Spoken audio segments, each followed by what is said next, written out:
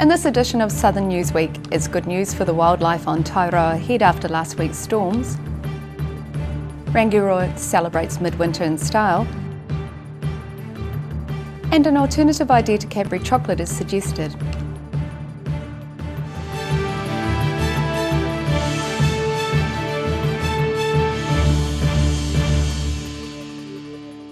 Kia ora, I'm Melissa Barton and welcome to Southern Newsweek. It was good news from the Royal Albatross colony after slips from last week's downpour cut off road access to Tairoa Head. Some staff ventured out by boat to feed the albatross chicks and survey the damage. Rudy Adrian has more. The report is that wildlife at Tairoa Head appears to be unharmed by the storm's onslaught. 3 staff caught a water taxi to Tairoa Head so they could feed albatross chicks and check on the little blue penguin nest boxes. Upon weighing the chicks, it was decided they were in good health, with evidence that adults were still coming in from sea to feed them.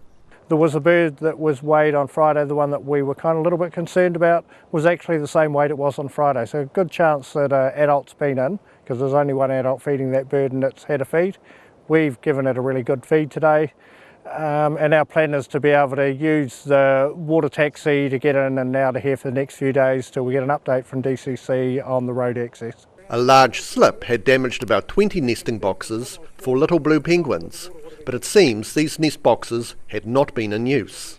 There's surprisingly little damage in the colony. Most of it is okay. There are a number of nest boxes along this side here that are buried in the sand that came down the hill with a slip. And so far any other boxes that I found that were filled with sand did not have any penguins in it. Also, haven't found any dead penguins, haven't found any eggs washed away, nothing at all really so far, which is a huge relief. The Dunedin City Council is expected to announce soon when the reserve can reopen to the public. Rudy Adrian, The South Today. A tree of remembrance has been set up in Invercargill to help Southlanders cope with grief. Sharon Rees reports. An H&J's employee demonstrates how people have been dealing with personal loss this week with a simple act and a tree of remembrance, which the Invercargill Loss and Grief Centre say is often enough to help. As a society, we don't actually mourn our loved ones very easily. There's not a lot around that you can actually tangibly do to go and do something symbolic.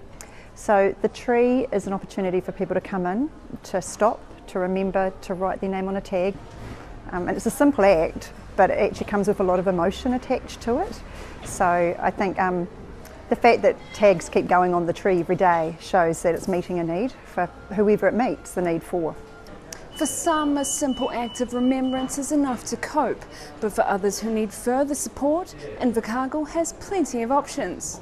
We run support groups each month where people who have experienced a similar loss get together and chat and talk and brainstorm and strategise. We will go out into the community and meet people in their homes if that's easier for them rather than coming to a scary place like a drop-in centre. We do workshops, we do all sorts of things, so it's really up to what the individual needs. The Loss and Grief Centre is at 49 Tay Street in Invercargill, and the Remembrance Tree will remain at the Tay Street entrance of H&J Smith for the next few weeks. Sharon Rees, The South Today. After recent wintry weather, the sun came out for the Rangiora Winter Festival last Saturday. Large crowds turned up to mark the second such celebration for Rangiora. Rudy Adrian has more. The Rangiora Winter Festival was first held last year to mark the revitalisation of the town centre following the 2010 and 2011 Canterbury earthquakes. Waimakariri Mayor David Ayres says the town centre is looking to the future after some challenging years. With all the rebuild post-earthquake, the street's fantastic anyway, and it's really good to see so many people around today. The festival included a temporary ice rink, an ice sculpture competition, an animal farm and children's entertainment. The day's highlight was the annual Big Splash, featuring 28 jumpers taking the plunge into a pool of cold water, with Mayor Ayres being the oldest jumper of the day, and perhaps the coldest. Rudy Adrian, The South Today. A Timaru schoolgirls fundraising efforts will benefit young women in the region. At 14, Emma Brown was diagnosed with endometriosis and has had 5 surgeries in 3 years since then to treat the condition. As Rachel Comer found out, this young woman is an inspiration.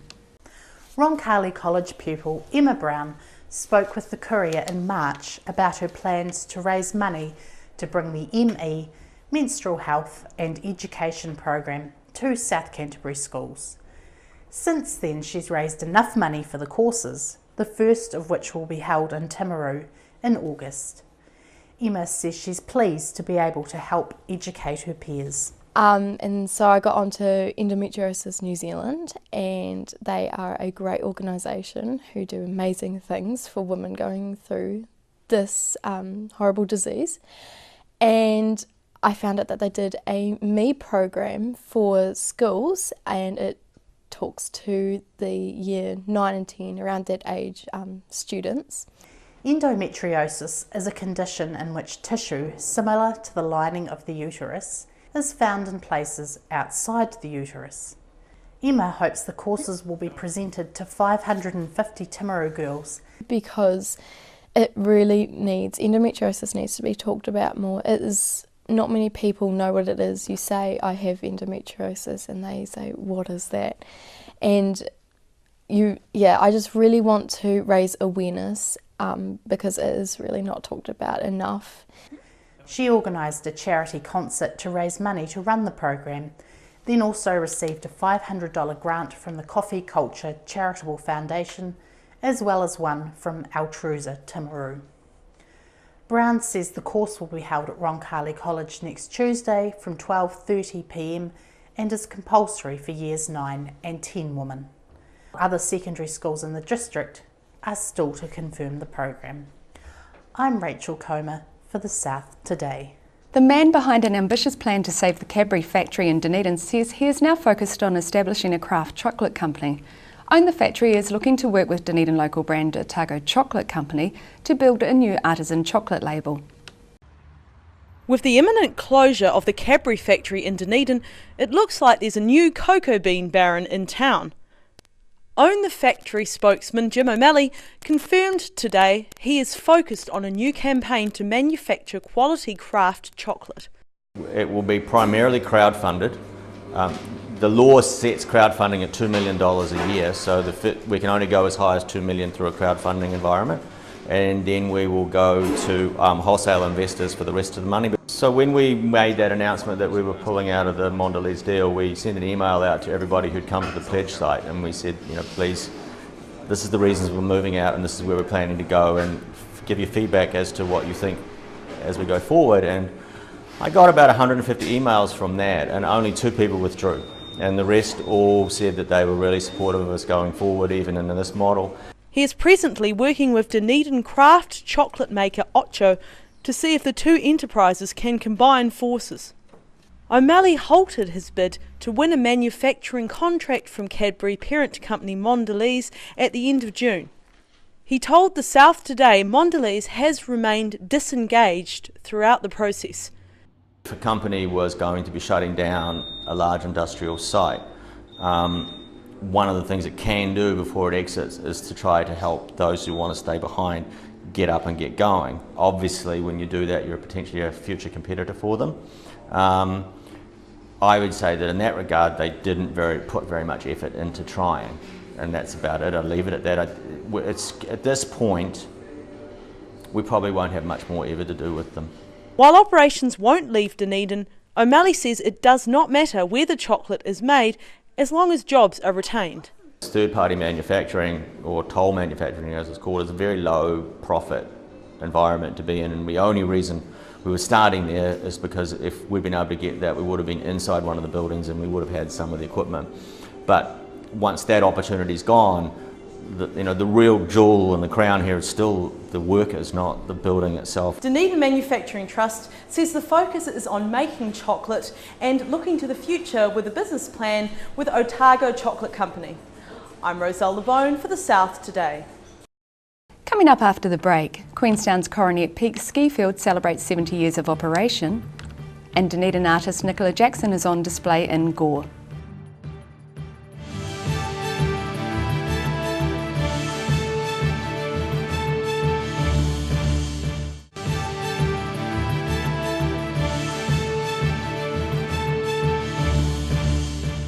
Welcome back. Last week marked 70 years since the first rope tow was installed on Queenstown's Coronet Peak, creating the first commercial ski field in New Zealand. Mina Amso was there. The development of the ski industry in the Wakatipu has been one of the greatest success stories of the tourism industry. Coronet Peak celebrated its success today as an established ski destination for locals and visitors from around the globe. When you look back at the legacy that Coronet Peak's created, that's probably where I get my excitement from. I mean, when you look at what we've got now and the investment, and you think, well, Harry Wrigley thought one little rope tow would bring people, because he had that mentality, I'll build it and they will come. And if you look at the base buildings that have been put in here and all the international standards, because Coronet Peak being the only brought a lot of international people, ski instructors particularly and staff, and they imposed a standard that really didn't exist in New Zealand. And I think today we're still trying to impose the standard of being the best. Mount Cook Company founder Rudolph Wigley was an early ski pioneer, responsible for installing the first 100-metre long rope tow powered by a bed-fit truck. It could transfer 400 to 500 skiers per hour up the field. In 1964, the first double chairlift was constructed to replace the rope tows. Now the ski field runs 8 lifts, 220 snow guns, which makes 250 tons of snow an hour, and welcomes thousands of visitors. Queenstown local and long-time skier Martin Barwood remembers the ski fields in the 1970s. The original tow, the two-seater tow, was in probably similar position to what we are, and we used to have these, like when you're going through customs, you have these S's, you go up and down, backwards and forwards, and there would be crowds of people in school holidays when it was really busy. You could have 40-45 minutes to wait to be able to get on the lift. So because of that, by the time you got to the top, you really appreciated it, and it wasn't just a hurry to get down. Nowadays you sort of get to the top easy, the queues are only just a couple of minutes and as a rule, and it's very, very easy. To help celebrate the milestone, tonight's night skiing will be accompanied by music of King Kapisi and Chifu. Mina Amso, The South Today.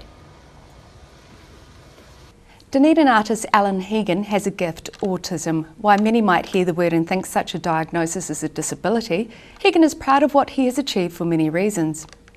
To some people, being labelled with a condition like autism may be seen as a disability. However, it gives Dunedin's Alan Hegan the ability to clearly remember what he's seen and put it on paper. Hegan spent some of his early years flying between Christchurch and Invercargill, which inspired his early works. Because it's what I've seen out the plane window when I've been flying to Christchurch. Flying to and from Christchurch is a to highlight to for Invercargill. That's what I remember when I looked out the plane window, and that's what's given me ideas for painting my aerial views. The show at Friendlink in South Dunedin is a 20-year retrospective, which has been selected from about 1,000 works. Speaking with his friend and Friendlink volunteer Danny Erickson, Alan Hegan says recently he's been inspired while travelling around Otago. What I look at when are some of the paintings I do by memory for what I've seen when I've been going out for my drives. I look at the different colours in the sky and the different colours in the hills. A US professor of neuroscience, Michael Ullman, is just one of the academics who's researched autism and has found many people with the condition have photographic memories. Alan Hegan explains how this helps his process. And I remember, I have what's called a photographic memory, and I remember it, and I do the pencil outlining of it and on cartridge paper, and then I paint it, memorise it and paint it. Danny Erickson says many of Alan Hegan's early works were hidden away, and she's just helping him bring them into the light. When I met Alan, most of these paintings were under his bed. Yeah, so we decided we wanted to get them out so people can enjoy them, put them on their walls. Alan Hegan says he's created some scenes from his imagination as well, and one of them sold in Wellington for a princely sum. It was about nearly 3 years ago I entered the IHC Art Awards, and I did a picture of a lake scene in my head, and I got picked as a finalist and got to go up to Wellington to the IHC Art Awards, and I sold the picture of the lake scene I did in my head for $400. His exhibition at Friendlink on Hillside Road was to have closed this Friday, but is being extended because it's so popular. Daryl Baser, The South Today.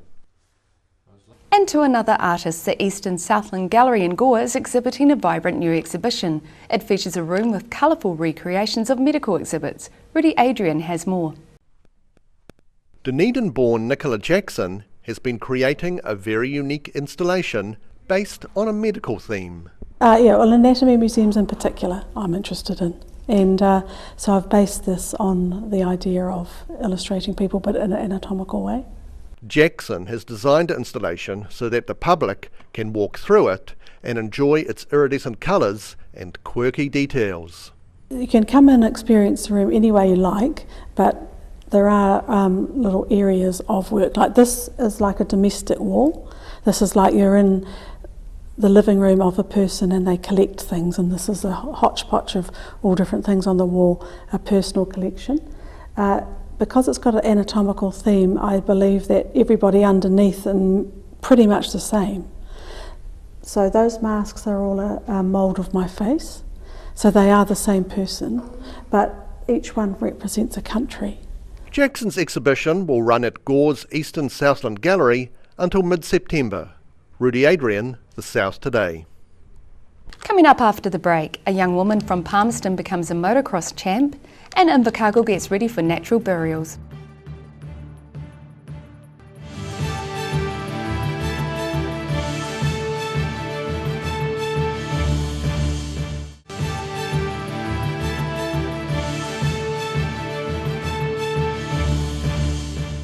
Welcome back. The second annual Hope Walk was held in Dunedin last weekend with hundreds of people dressed in yellow walking to the Octagon.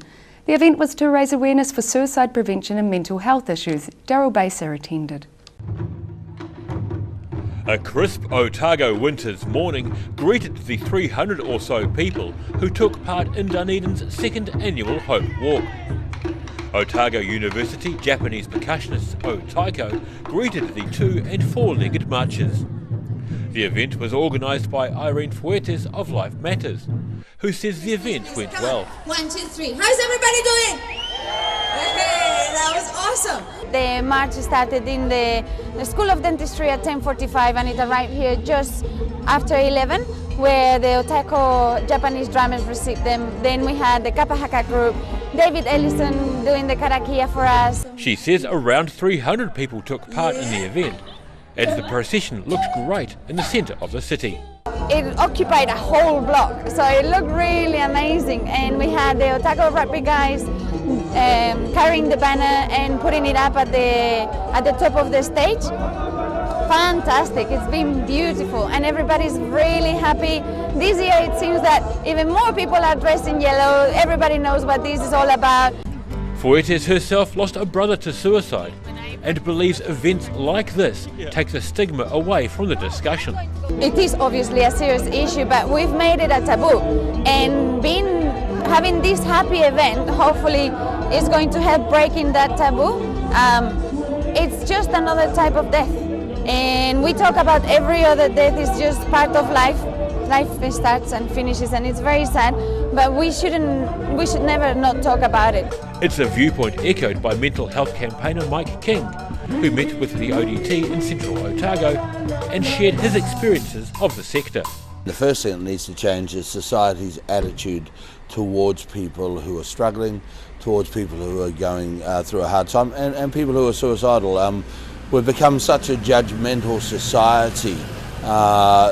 When someone's struggling, we're really quick to leap into judgmental words like drama queen, attention seeker, coward, all kinds of tiny little put downs, and it's causing our young people especially not to open up and not to talk and not to ask for help. If you think a loved one is experiencing difficulties, please contact the agencies listed on screen, including Citizens Advice, Lifeline and Youthline. There's also an 0800 number for general mental health inquiries. Daryl Baser, The South Today. A Palmerston female motocross racer has recently made the fastest time in a major international competition. Courtney Duncan took out race 1 in the Women's Motocross World Champs. She goes on to compete in the next round in mid-September in the Netherlands. Roselle LeBone investigated. She's only 21, but New Zealander Courtney Duncan's career in the world of motocross is really taking off. Last week, Duncan, who hails from Dunedin, finished with the fastest time on the Loket track circuit in the Czech Republic, while competing in the 4th round of the Women's Motocross World Championship. I kind of got pushed wide on the first corner and had to come from really far back, but in my sighting lap I knew that it was really slippery, so I knew that I had to be patient on those first opening laps, so I didn't risk any passes on the other riders and found my way into 4th and then just kind of took it by there slowly. After a rocky start, a near-perfect score at the two-day event saw Duncan springboard from her 3rd place ranking to beat Italy's Chiara Fontanesi by 3 points and defending champion Livia Lancelot of France by 7 points. To be completely honest with you, I saw my mechanic give me the 1 lap ball, but I wasn't sure if it was 1 lap plus 2 or what it was, so I got the pass there, and luckily I did because it was the last lap. Based in Dunedin when back home in New Zealand, Duncan has been living in Europe since April and training hard with New Zealand coach Josh Coppins. She will be competing again in the Netherlands this September. Roselle LeBone, The South Today. The town of Oamaru has seen the breaking of a Guinness World Record. The achievement was for the largest collection of ties. Rudy Adrian reports. About 20 friends and volunteers have been busy with the official count of Irene Sparks' collection of ties. The previous world record of 16,055 ties was set over 12 years ago, and it was a hard number to beat.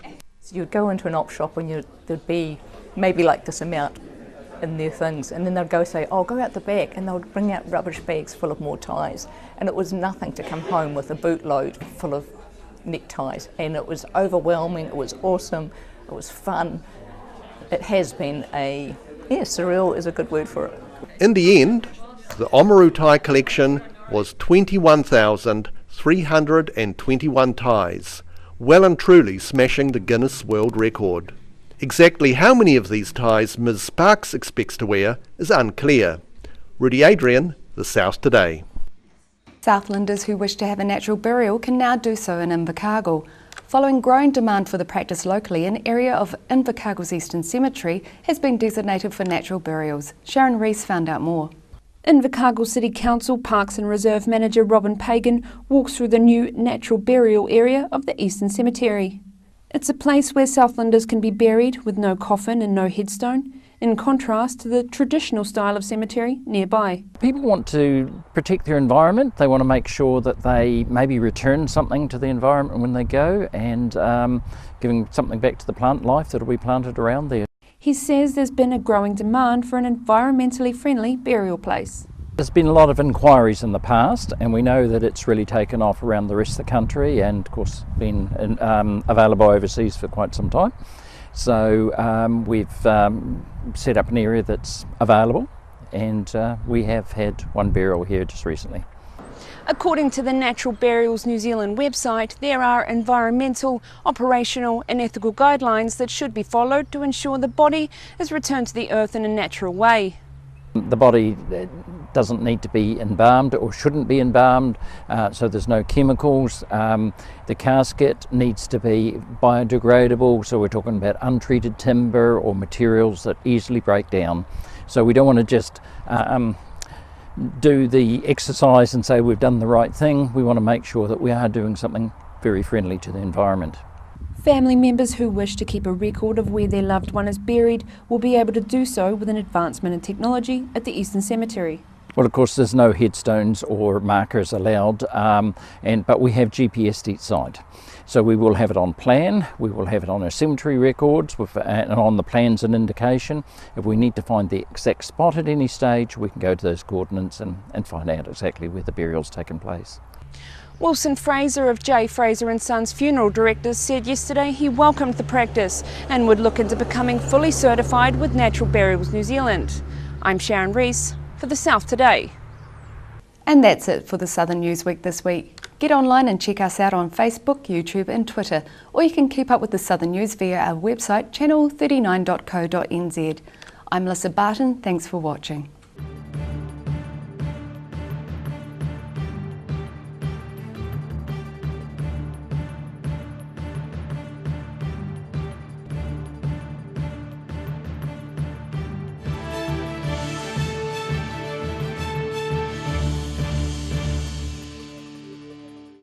Supporting local content so you can see more of New Zealand on air.